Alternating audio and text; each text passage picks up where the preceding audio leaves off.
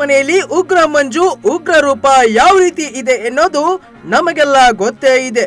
ಪ್ರತಿ ಆಟದಲ್ಲೂ ತಮ್ಮ ಅಗ್ರೆಸಿವ್ ಪ್ರದರ್ಶನ ತೋರಿಸುತ್ತಿದ್ದವರು ಈಗಿನ ದೊಡ್ಡಮನೆ ಸಾಮ್ರಾಜ್ಯದ ಮಹಾರಾಜ ಮಂಜು. ಇದೇ ಮಂಜು ನನ್ನನ್ನ ಯಾರು ತಡೆಯುವವರು ಇಲ್ಲ ಎಂದು ಮುನ್ನುಗ್ಗುತ್ತಿದ್ದರು.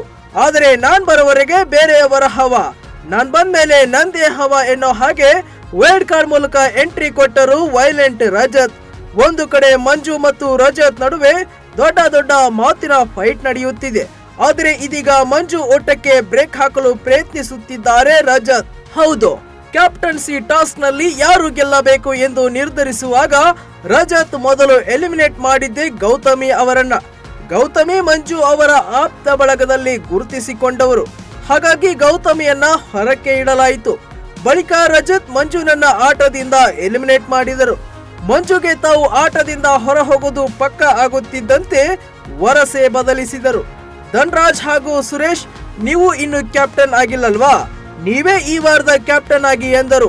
ಇದು ರಜತ್ ಗಮನಕ್ಕೆ ಬಂತು. ನಂತರ ರಜತ್ ಇದಕ್ಕೆ ಸರಿಯಾಗಿ ಕೌಂಟರ್ ಕೊಟ್ಟರು.